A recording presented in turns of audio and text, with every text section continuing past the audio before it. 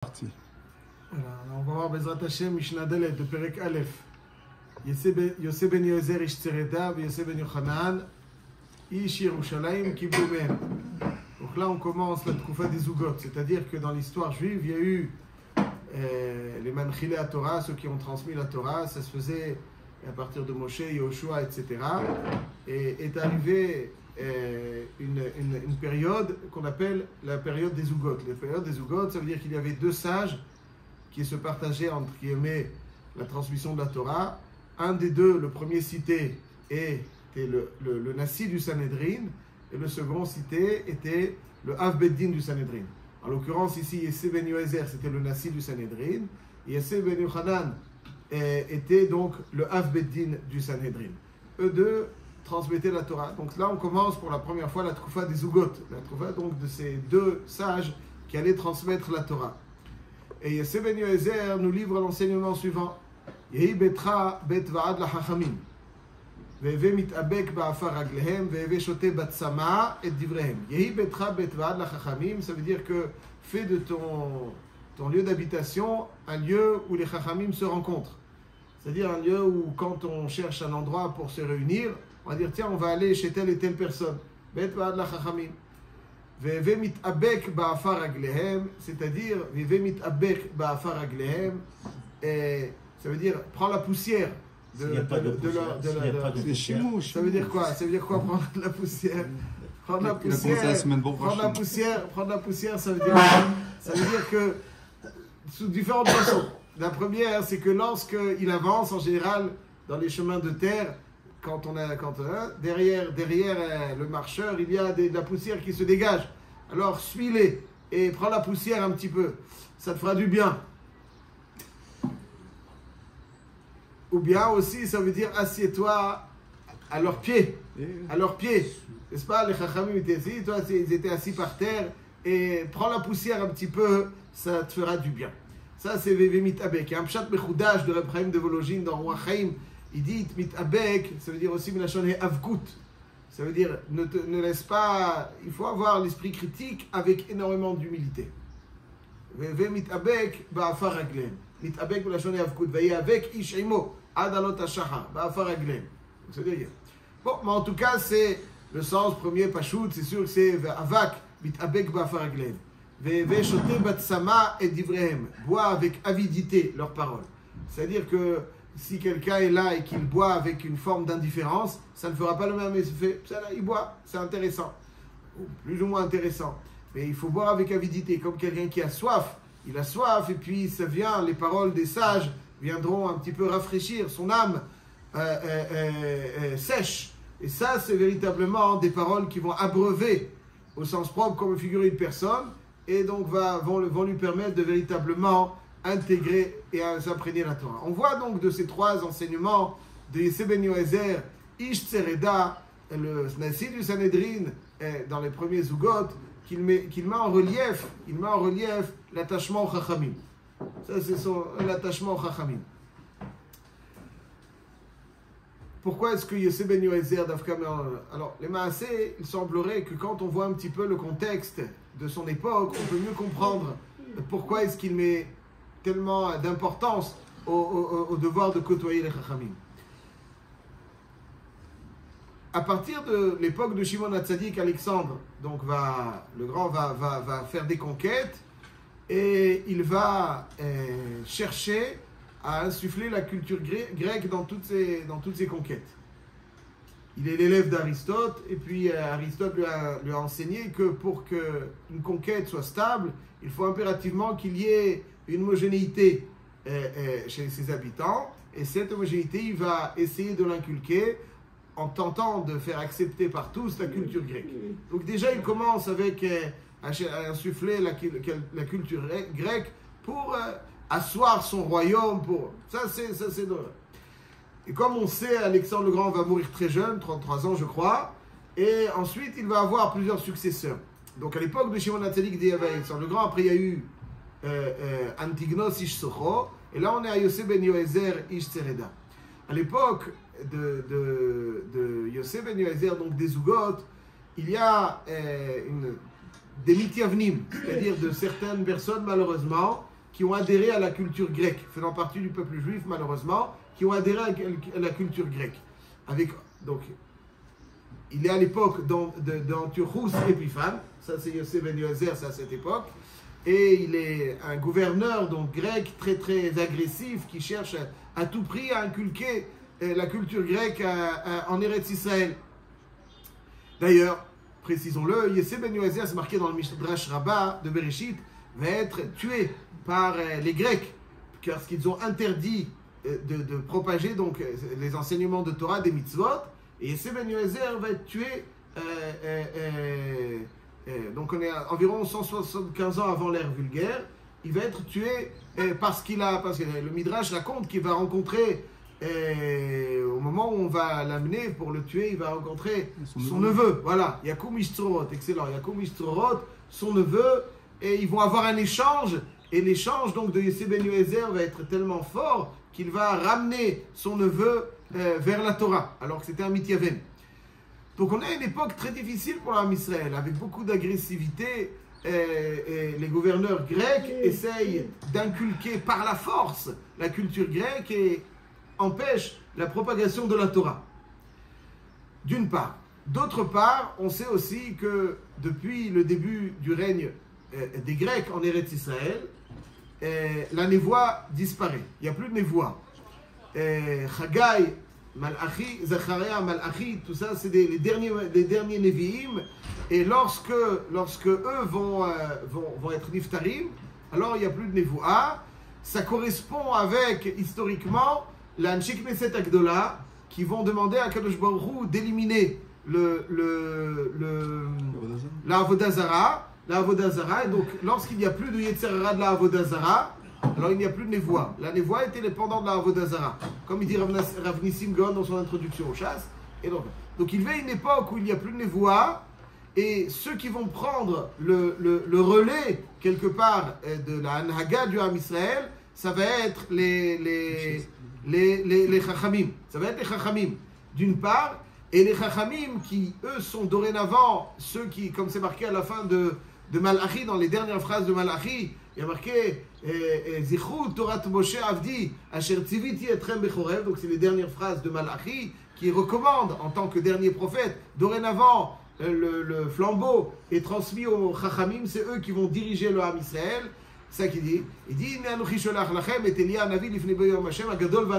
le Malbim là-bas explique que jusqu'à l'arrivée d'Eliyahu Navi, il n'y aura plus de Nevi'im. Donc Zichru Torat Moshe Avdi.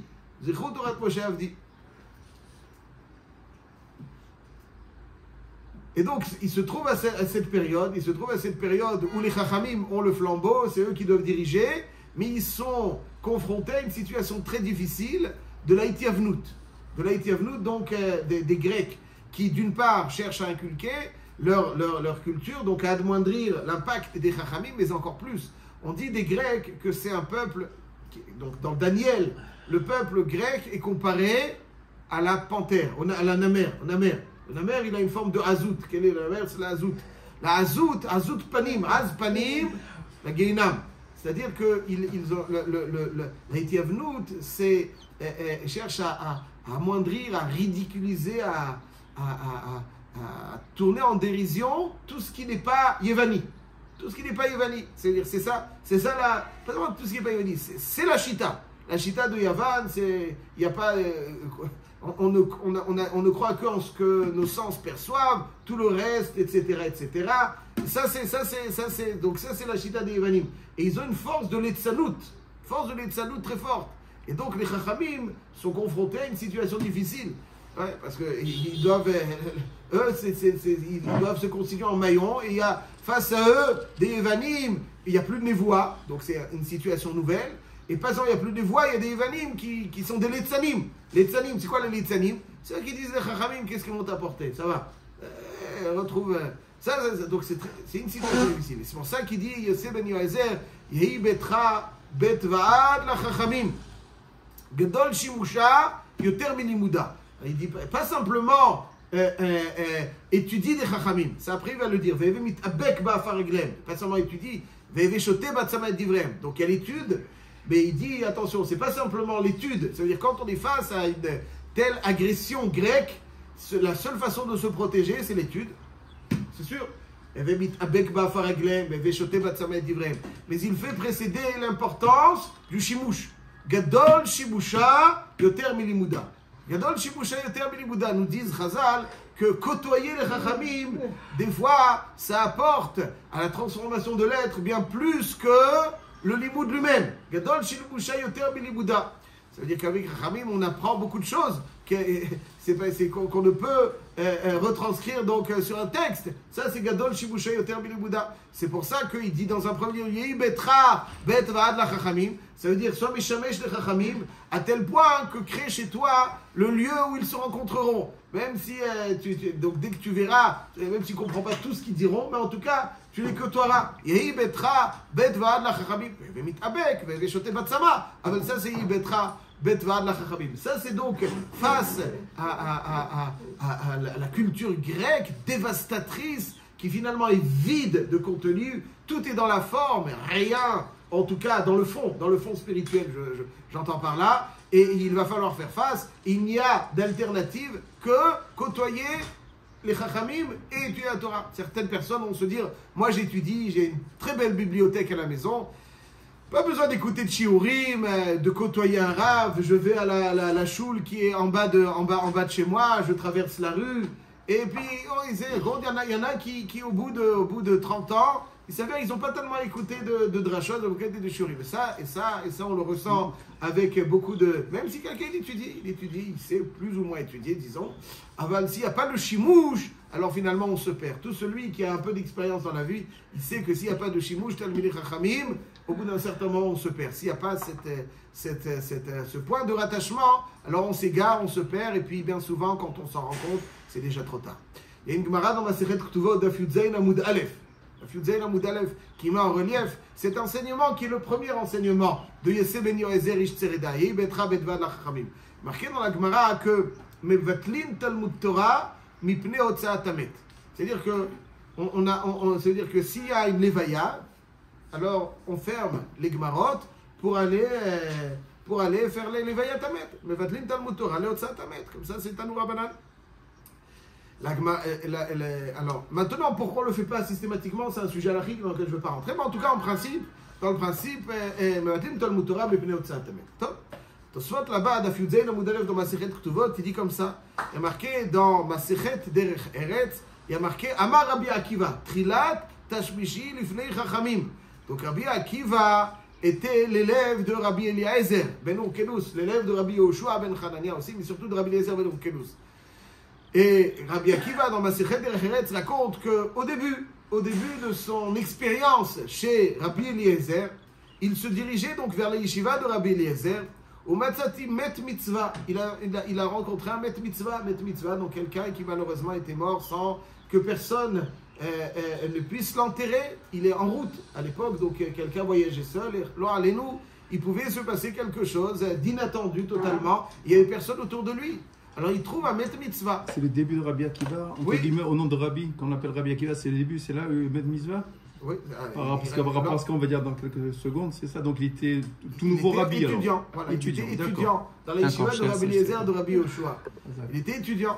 Et donc il se dirige vers... et ils vont lui dire... Et donc il va être couvert... Alors il dit, qu'est-ce qui se passe? Donc il trouve un Met Mitzvah, un mort comme ça sur le chemin. Et Vilitpal Tibo Dalet Milim, ça veut dire environ 4 km, il va le prendre sur ses épaules. Ad Shevetiv le Bet Akvarot ou Kvartiv. Parce qu'il a amené dans le Bet Akvarot, et puis il a été couvert au top.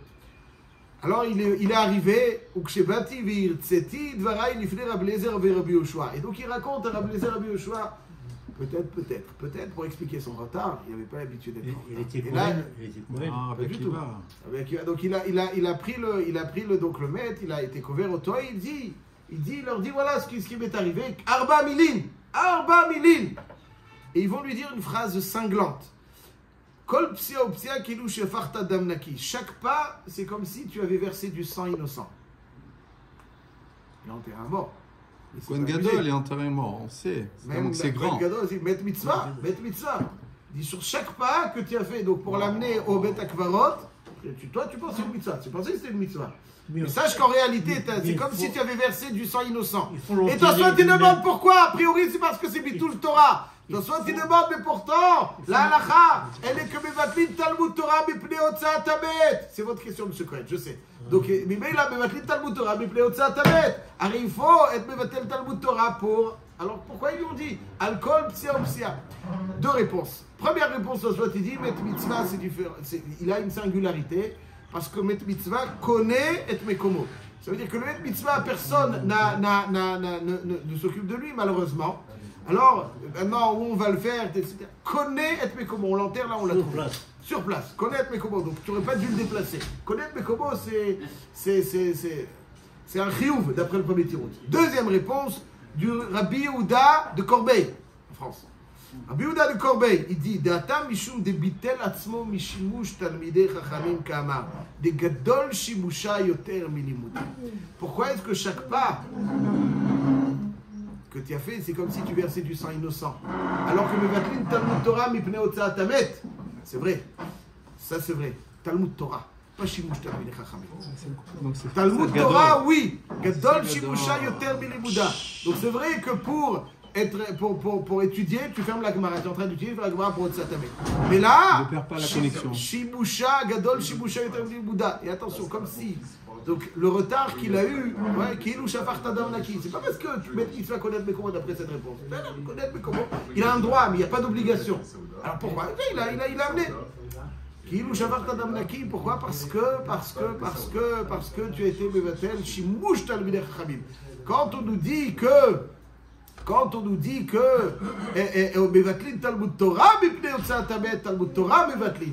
Aval, Shimusha Shel Torah, l'homme Mevatlin, ça c'est donc ce que nous demande Yosef Ben Yoézer pour faire face aux agressions dont nous sommes victimes un peu partout. Alors il nous faut impérativement avoir cette Yehi Betra Bet Va'ad La Chachamim. Amen.